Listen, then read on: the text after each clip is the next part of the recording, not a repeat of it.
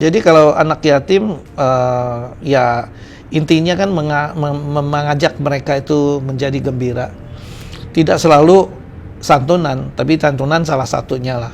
Tapi yang lain-lain bisa kita lakukan, misalnya kita ajak mereka makan di restoran, restoran yang biasanya mereka kalau anak yatim kita tahu diberi makan itu nasi kotak, tapi kalau kita ajak dia makan duduk di restoran, di mall yang bagus dan sebagainya, suasana yang baru, nonton bareng kalau ada film yang cocok untuk anak-anak yatim, itu juga kita lakukan.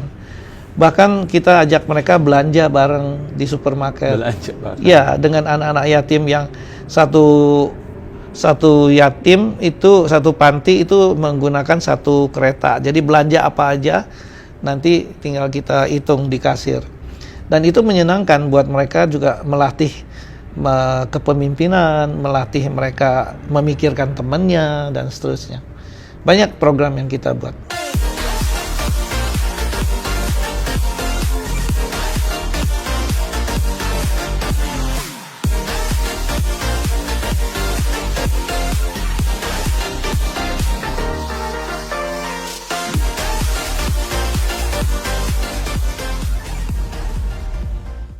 Halo, hari ini saya dapat kesempatan luar biasa bisa ngobrol-ngobrol bareng Pak Jo.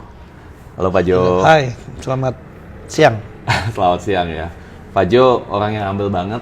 Saya kontak dan langsung bersedia untuk ngobrol-ngobrol dan dengan tujuan untuk membuat Indonesia menjadi lebih baik dan juga membuat rasa kebinekaan. Nah, kalau tentang jatuh bangun JNE dan tentang cerita bagaimana Pak Jo menjadi seorang mualaf, udah pasti udah ada di channelnya Rico Wang dan juga sudah banyak media-media yang mengcover ya Pak Jo ya. Betul. Oke. Tapi ada satu dua hal nih yang saya pengen klarifikasi yang mungkin belum pernah diceritain. Sebagai contoh, yang saya dengar ketika Pak Jo menjadi seorang mualaf. Saat itu kenapa bisa menjadi mualaf adalah karena ingin menikah. Ya. Cinta yang luar biasa. Pertanyaannya, ada nggak sih peran dari seorang istri Bapak dalam kesuksesan Bapak? Bu Nurlela. Iya. Iya, saya pikir faktor istri memang selalu penting di dalam sebuah rumah tangga. Nah, ketika mencari pasangan dan sebagainya, tentu itu menjadi ukuran yang dipertimbangkan. Dan setelah saya memilih dan menjadi seorang mualaf, saya melihat istri saya lebih banyak mengambil posisi mendukung saya dan bisa menjadi teman bicara yang sangat menyenangkan. Lalu akibat dari kondisi seperti itu membuat saya bisa lebih fokus ke pekerjaan. Jadi karena tipe saya ini memang lebih suka menyelesaikan pekerjaan itu secepat-cepatnya, karena kemungkinan ada pekerjaan lain atau masalah lain di esok hari. Nah, masalah keluarga, kalau itu tidak terlalu penting, itu biasanya tidak saya urus. Dan saya sangat bersyukur karena istri saya itu selalu menyelesaikan masalah anak-anak, masalah sekolah, masalah rumah, itu dengan semua keahliannya dia. Akibatnya ya saya bisa konsen dengan pekerjaan saya. Proses ini bukan bercerita soal 1-2 tahun, ini masalah puluhan tahun kadang-kadang. Puluhan tahun. Sampai suatu waktu saya juga harus menjadi ketua asosiasi, sehingga urusan saya sampai ke urusan industri dan sebagainya. Tapi karena istri saya fungsinya tetap prima, maka saya bisa konsen pada pekerjaan saya, pada tugas saya, yang akhirnya kita bisa melihat apa yang saya bangun seperti yang saya lakukan di JNE itu sampai hari ini masih bisa dianggap sebagai perusahaan yang jadi tuan rumah di negeri sendiri. Keren banget. Nah, ketika Bapak memutuskan untuk menjadi mualaf, ada nggak sih resistensi atau ada nggak sih orang yang nggak percaya atau bahkan bullying ketika itu terjadi baik dari pihak luar maupun dari pihak dalam? Iya, memang persiapannya itu perlu waktu yang cukup lama, pemikiran yang panjang. Tentu di dalam keluarga, sebagai keluarga yang tadinya lebih banyak arah keyakinannya itu di Katolik dan Kristen, tentu saya juga harus mempertimbangkan bagaimana pandangan orang tua. Tapi kebetulan orang tua saya termasuk yang tidak melarang, maka saya dapat kebebasan untuk memilih. Dan setelah itu justru saya merasa lingkungan tempat saya masuk menjadi Islam, lingkungan Islamnya itu lebih kelihatan lebih welcome untuk menerima saya sebagai anggota, dan banyak yang siap memberikan ilmunya, memberi pelajaran dan membantu lah. Kalau bullying itu mungkin kalau saya lebih merasakannya waktu saya masih kecil, ketika masih sekolah di SD, di TK, itu karena memang kebetulan saya fisiknya lebih kecil waktu itu karena umur saya lebih masih belum umur waktu masuk sekolah. Jadi itu mungkin hanya karena fisik saja, akibatnya memang pernah dibullying. Tapi buat saya, apakah itu disebut sebuah perbuatan yang tidak menyenangkan? Tapi justru buat saya bullying itu membuat saya lebih mampu bertahan, lebih mampu menghadapi cobaan, dan itu saya syukuri sehingga membuat pekerjaan jadi lebih mudah. Tapi bener bully secara serius atau gimana? Ya, kalau mungkin bagi anak-anak itu ya lebih ke perbuatan main-main, bercanda. Tapi tentu bagi yang terkena ya tidak menyenangkan. Saya pernah pulang sekolah dengan sepatu tinggal sebelah. Tinggal sebelah ya? Ya, dan mungkin juga sekolah tiba-tiba celananya ditarik begitu. Itu ya kita alami. Tapi ya itulah bunga-bunganya buat saya syukuri itu semua, jadi membuat saya lebih kadang-kadang lebih waspada. Ya, alhamdulillah semuanya saya bisa jalani dan semuanya saya syukuri, itu semua membuat saya jadi lebih mampu, lebih kuat. Tadi kita sempat ngobrol-ngobrol sebentar mengenai anak pembantu rumah tangganya Pak Jo, Pak Yanto ya. Iya. Kalau nonton mungkin bisa komen nih. Dan apa sih peran Pak Yanto itu sendiri ngebangun pribadi Pak Jo? Ada nggak kira-kira? Ya, Yanto itu umurnya seumuran, tapi kita sekolahnya berbeda. Saya bertemu dengan Yanto itu mungkin lebih banyak waktunya daripada saya di sekolah. Jadi artinya begini, jadi kalau ketika di sekolah saya mungkin dibully di sekolah, tidak punya teman. Tapi ketika pulang sekolah saya sangat gembira karena di rumah biasanya Yanto sudah menunggu, dia teman saya di rumah. Dan kita seharian itu bermain, kadang-kadang manjat pohon, mengejar layangan. Itu ya sehari-harinya kita itu berdua. Dan ketika dengan Yanto saya merasa lebih nyaman, dan Yanto itu termasuk orang yang selalu membela saya kalau kita menghadapi persoalan-persoalan.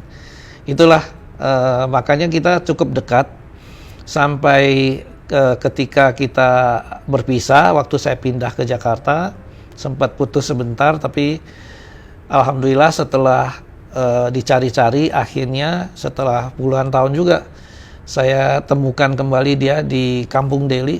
Di situ kita merangkai kembali persahabatan itu sampai hari ini. Jadi Bapak udah sukses sampai balik ke Kampung Deli nyari Yanto? Iya, karena wah, memang ya Medan itu kan juga salah satu kota yang kita punya cabang. Jadi saya memang kebetulan ke sana untuk menelusuri lah masa lalu kita. Dan apakah kemudian Bapak membantu Yanto untuk bekerja di JNE atau gimana?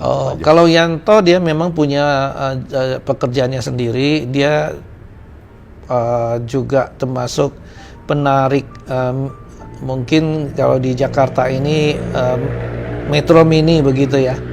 Tapi sekarang dia karena sudah usianya juga, mungkin dia sudah pensiun, dia jadi bengkel sekarang.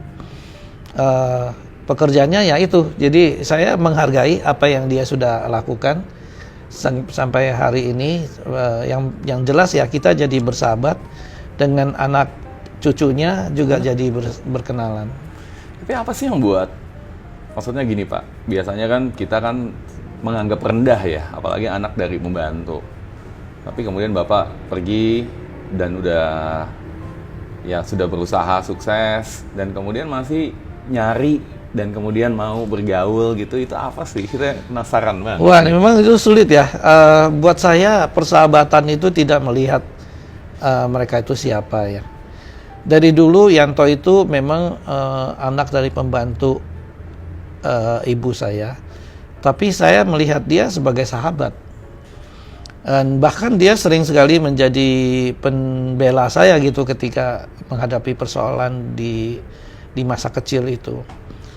Dan bahkan ketika saya sudah berpisah suatu waktu, kemudian bertemu kembali, saya tuh sempat bertanya tentang kehidupannya, tentu saja sebagai teman, dan saya merasa mungkin waktu itu dia belum sanggup umroh gitu. Jadi saya tanya mau umroh nggak, dan dia bilang memang belum umroh. Lalu saya ajak dia berangkat tuh, bareng-bareng juga sama karyawan dari JNE karena kita ada programnya. Jadi saya sempat ajak dia umroh. Barangkali itu salah satu yang saya sering kenang, itu cukup berarti ya bagi kita yang beragama dan bisa menjalankan perjalanan ibadah. Mulia banget Pak. Salut, Alhamdulillah. salut. Ya, dan Johari Zain Foundation. Saya baca-baca dan lihat visi misinya itu dahsyat. 99 masjid di seluruh dunia. Dan bukan hanya itu, tapi juga berbagi dan sedekah. Kenapa sih Pak berbagi dan sedekah itu penting buat pribadi Pak Jo? Oh, ya. Iya, berbagi sedekah itu penting karena kalau saya belajarnya dari almarhum Bapak Suprapto yang mengajarkan tentang atau bercerita tentang salah satu surat di Al-Quran, surat Al-Ma'un, di mana kita diharapkan bisa berlaku dengan baik ya, sesuai dengan agama yang kita anut. Jadi agama itu bukan hanya ibadahnya saja, seremonial, tapi juga tingkah laku kita. Tingkah laku. Termasuk menyayangi anak yatim, memberi makan orang miskin. Itulah yang saya praktekkan selalu, beliau sampaikan dan saya praktekkan, dan itu menjadikan sebuah kesimpulan buat saya bahwa di dalam kegiatan komersial kita juga perlu ada kegiatan sosial. Karena komersial saja itu tanpa sosial itu bisa tidak panjang umurnya.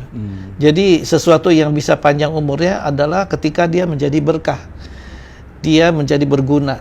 Nah, pekerjaan sosial yang kita lakukan itu mudah-mudahan bisa jadi berkah kalau kita sudah lakukan juga sosialnya. Jadi kegiatan komersialnya itu bisa jadi berkah, bisa panjang umurnya kalau diisi dengan kegiatan sosial.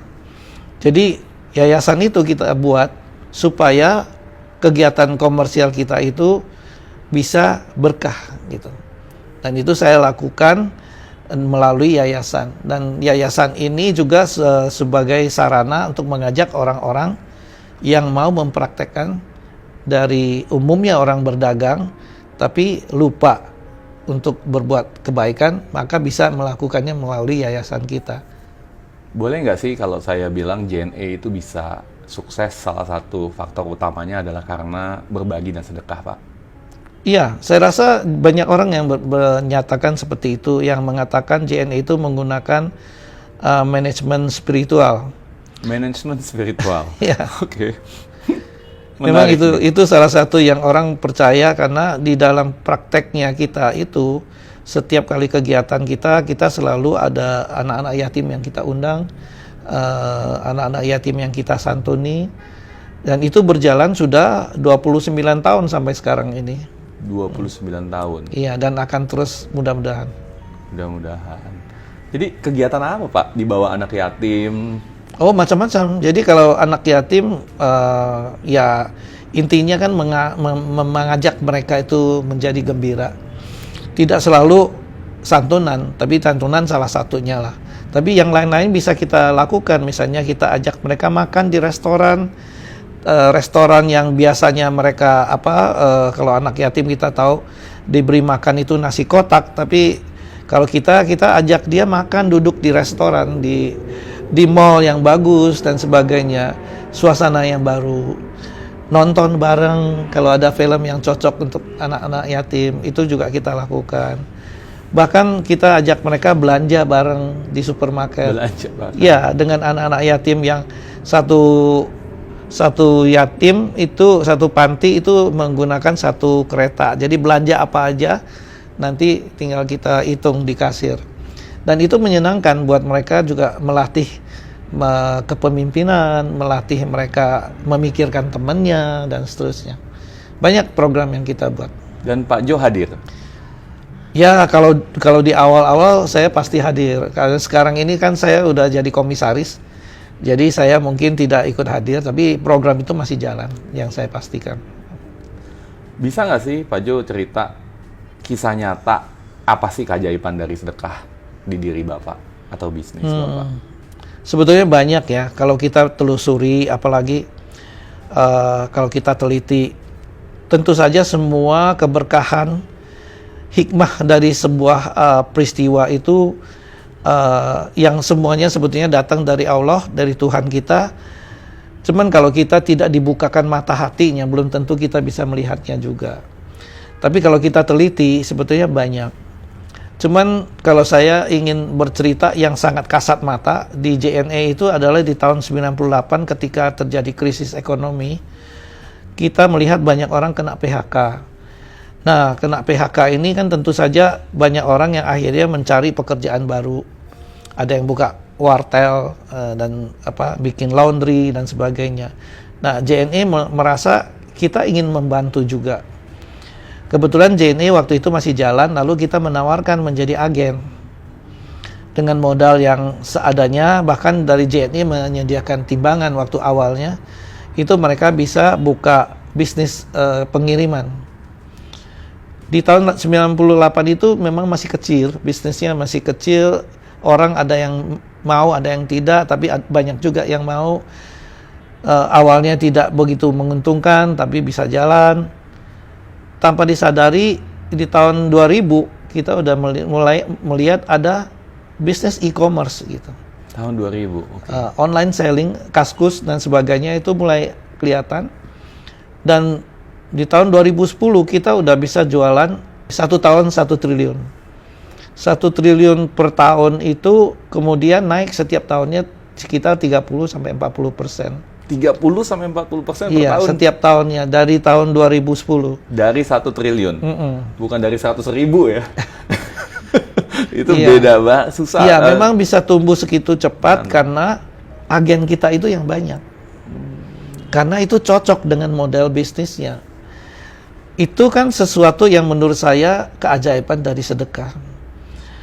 Waktu awalnya 98 kita bersedekah, menawarkan bisnis kepada orang, tanpa tahu apa bisnis yang akan terjadi. Kita belum tahu waktu itu ada online selling gitu.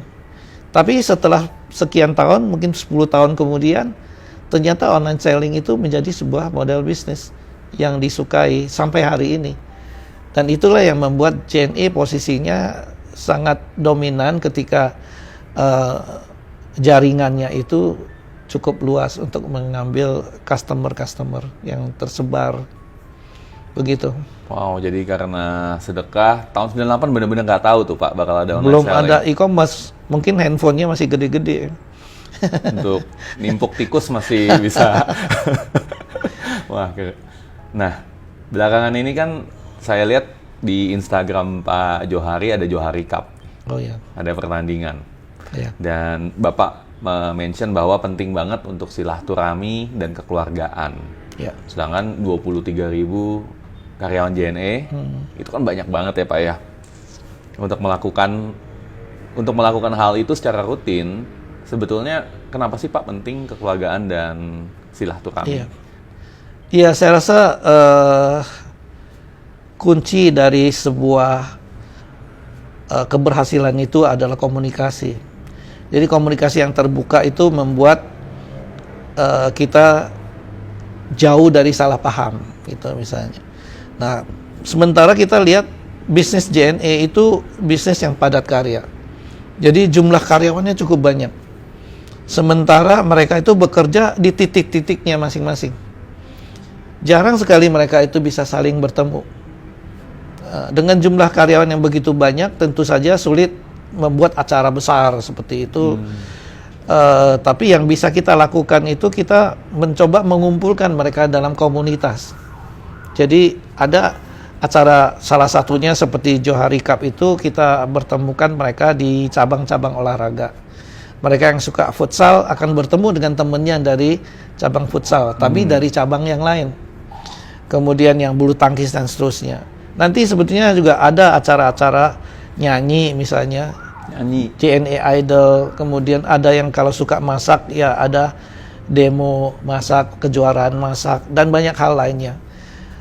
Ini yang saya pikir bagus kita lakukan itu, sehingga kita bisa menciptakan connectivity antara mereka dengan temennya. Connect ya jadinya ya. Jadi terjalinlah saling kenal, karena kalau mereka itu saling kenal, mereka bisa ingat temennya di tempat lain sebagai apa. Jangan sampai mereka itu lebih dekat kepada atau lebih kenal pelanggannya daripada kepada temennya gitu. Padahal temennya itu perlu diajak untuk kerjasama. Nah, kalau di luar sana kan pengusaha pada bilang repot banget nih ngurusin karyawan. Dan Pak Jo ngurusin 23.000 karyawan sempat. Nah, apa kira-kira tip Pak Jo buat pengusaha di luar sana untuk ngurus karyawan, Pak? Oke, jadi sebetulnya karyawan yang penting kita ini, apakah kita pengusaha ataupun kita ini karyawan, itu harus saling memahami posisi kita. Sebetulnya jangan dibedakan antara pengusaha dan karyawan. Pengusaha dan karyawan itu adalah dua kesatuan, dua pihak yang menjadi satu sehingga tercipta sebuah prestasi. Kalau karyawan itu tidak bisa menjadikan sesuatu prestasi, mencapai sebuah prestasi tanpa ada mengetahui tujuan yang ingin dicapai. Sebaliknya pengusaha itu kalau ingin mencapai sebuah tujuan, dia tentu juga perlu karyawan untuk berprestasi.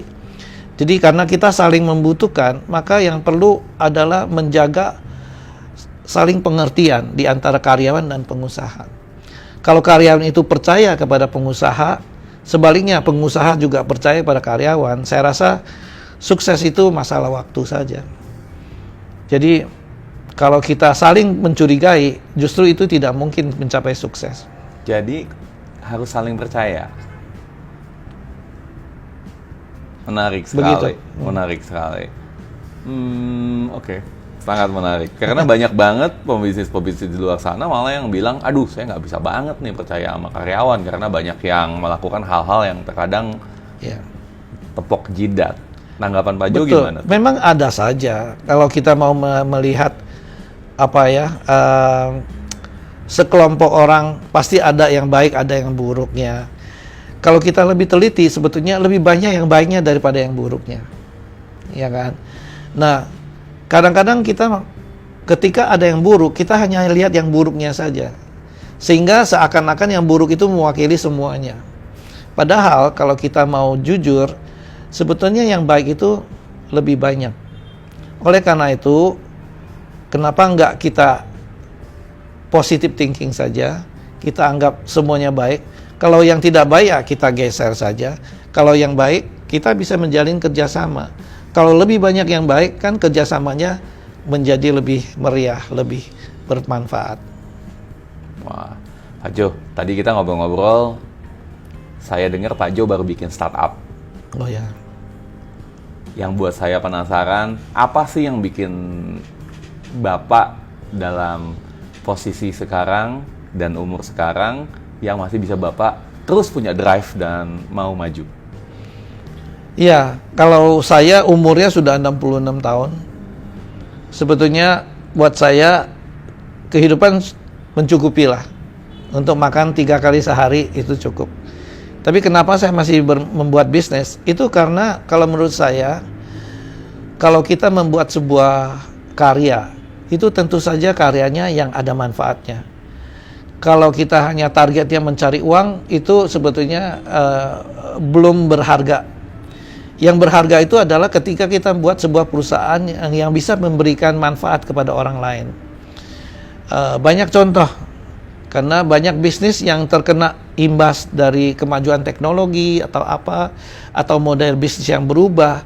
Nah, hal-hal yang seperti itu yang membuat kita berpikir, kalau saja kita bisa menciptakan sebuah model bisnis yang menjadi solusi terhadap persoalan mereka, maka saya yakin kita perlu mencoba dan memimpin mereka, mengajak mereka bekerja sama, yang akhirnya kita mengajak mereka keluar dari persoalannya.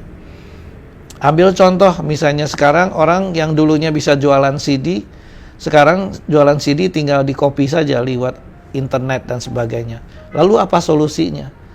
Maka kita harus memikirkan bagaimana menciptakan model bisnis baru sehingga kita tidak perlu lagi jual CD, tapi orang tetap bisa bayar pada kita kalau kita mau bikin album misalnya.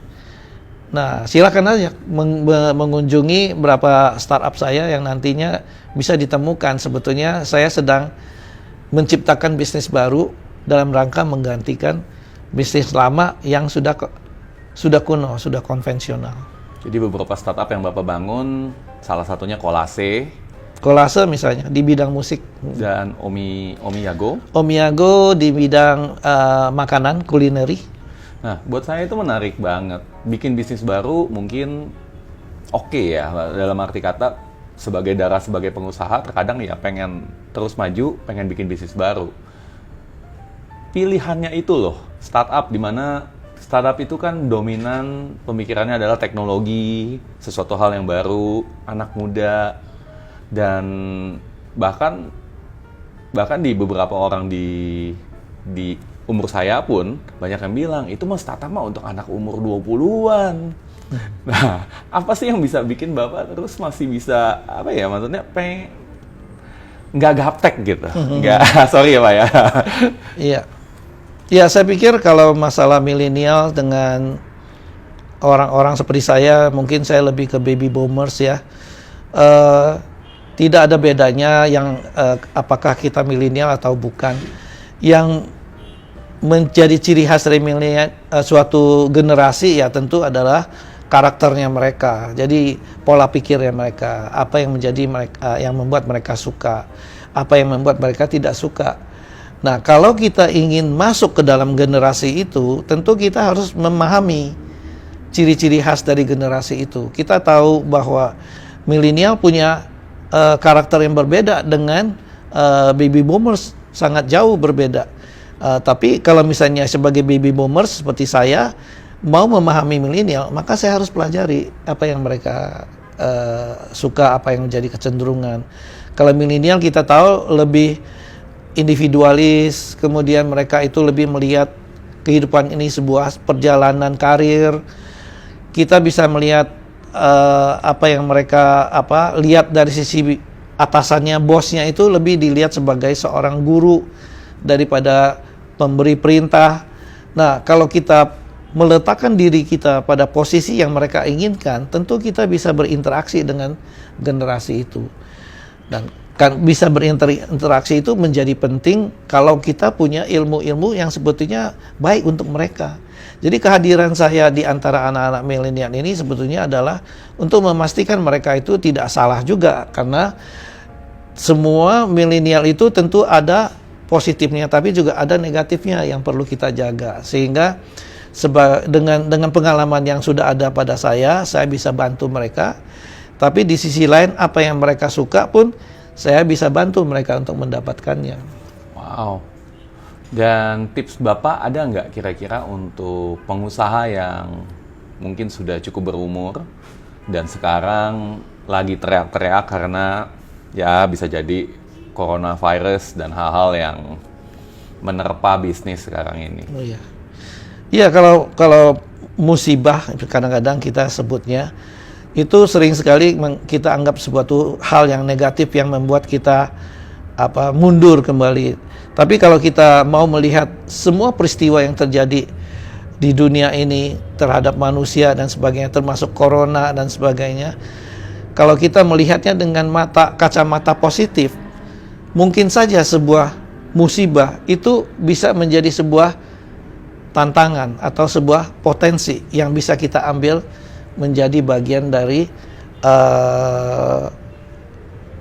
ekspedisi yang bisa kita lakukan mencapai kesuksesan. Jadi misalnya corona ini sekarang merubah banyak bisnis yang selama ini kita kenal. Sudah baku. Tapi ternyata dengan adanya corona membuat manusia itu berpikir kembali.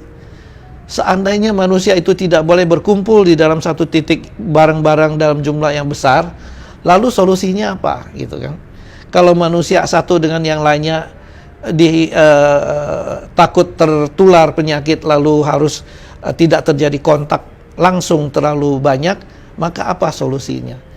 Jadi kita harus coba berpikir keluar daripada yang sudah baku selama ini. Dengan posisi seperti itu, kita akan mendapatkan justru hal-hal baru yang kadang-kadang tanpa disadari, dan saya sudah buktikan beberapa, itu ternyata membuat proses kerja kita menjadi lebih cepat, menjadi lebih murah, dan itu jadi lebih efisien.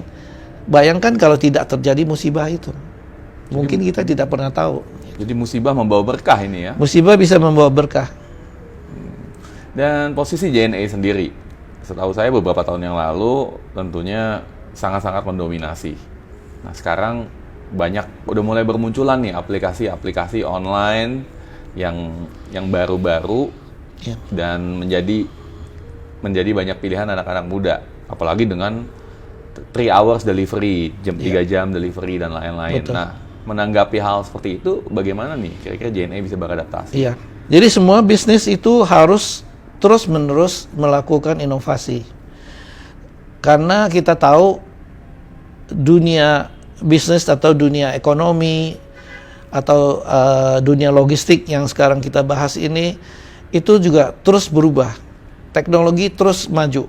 Nah, kemajuan-kemajuan ini, perubahan-perubahan ini biasanya juga menciptakan pelanggan yang menuntut tambahan kualitas. Seperti yang dulunya next day delivery sudah dianggap sebuah kebaikan, tapi sekarang inginnya same day delivery. Ini yang harus ditangkap keinginan-keinginan dari pelanggan ini. Nah, untuk perusahaan JNE maupun yang lain-lain itu yang menggunakan satu konsep, itu harus ada pemikirnya, ada lead banknya. Lead bank yang terus memikirkan bagaimana mengambil bisnis ini ke level berikutnya. Ya, dengan kondisi sekarang ini tuntutannya menjadi ingin lebih cepat, kiriman ingin lebih banyak, kedepannya mungkin juga dengan harga lebih murah. Kita harus carikan jawabannya untuk semua itu.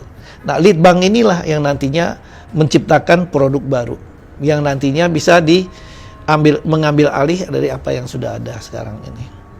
Jadi out of box thinking itu sangat penting. Harus out of the box ya Pak ya.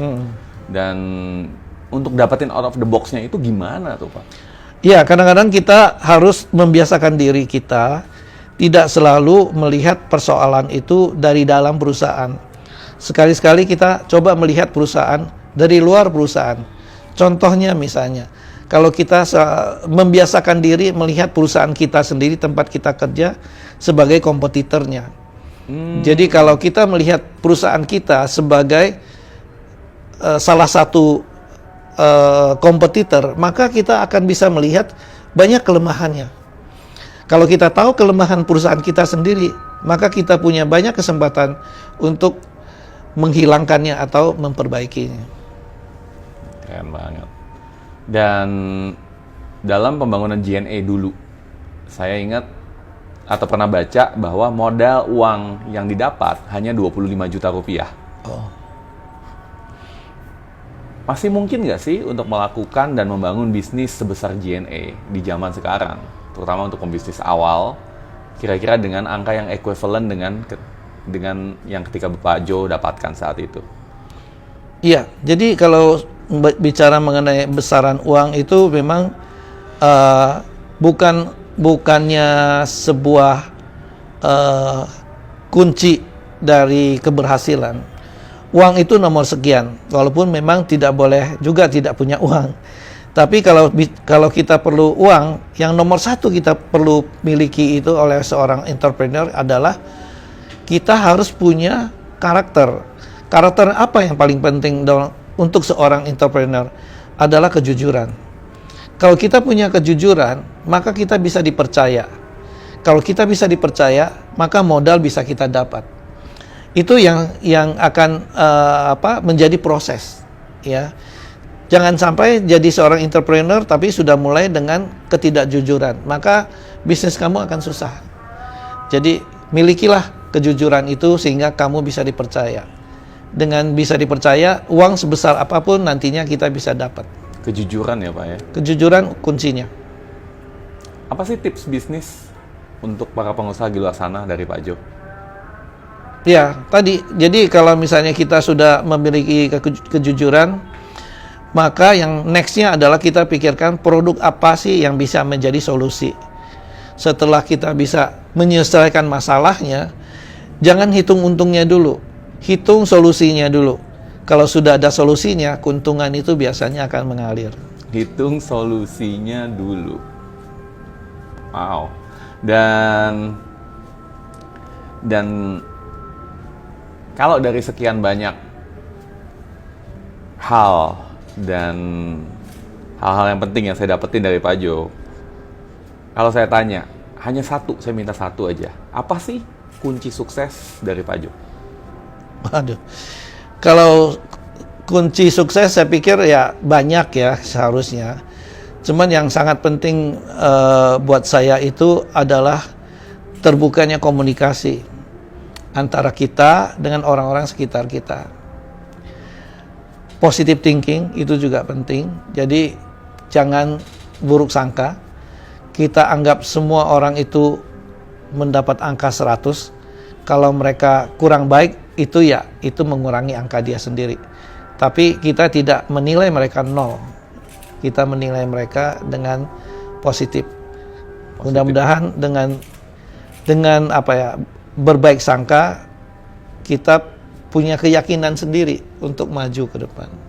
Nah, ini pertanyaan terakhir untuk Pak Jo sebelum kita tutup interview ini. Tadi ketika saya parkir mobil saya Pak di bawah, saya ketemu satpam. Di mana saya tanya, bener nggak sih ini tempatnya Pak Johari? Ngobrol sebentar dengan Pak Satpam, dia bilang Pak Jo itu kalau datang ke sini pun kadang-kadang ngobrol sama dia.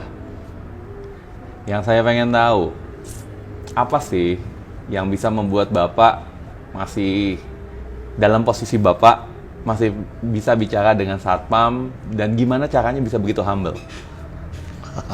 Wah, ini kan susah sekali jawab.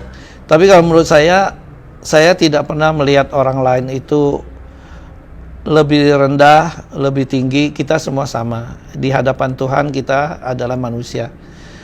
Semua jabatan yang ada sama kita hari ini barangkali atau besok lusa nanti berubah, itu karena Tuhan. Jadi kita jalani aja fungsi kita pada saat sekarang ini. Yang penting sebetulnya adalah ketika kita bisa membantu orang lain, maka kita bantulah. Karena kita tidak pernah tahu suatu waktu mungkin kita akan membutuhkan bantuan orang lain itu juga. Jadi dengan kesadaran seperti itu, maka semua orang kita anggap sama. Kita anggap kita juga bisa bersahabat dengan mereka. Kalau saja kita membuka diri, mudah-mudahan mereka itu juga membuka diri untuk kita. Thank you banget Pak Jo. Thank you. Very nice insight. Thank you very much. Dan dari saya dan Pak Jo, salam Salam miliarder. miliarder.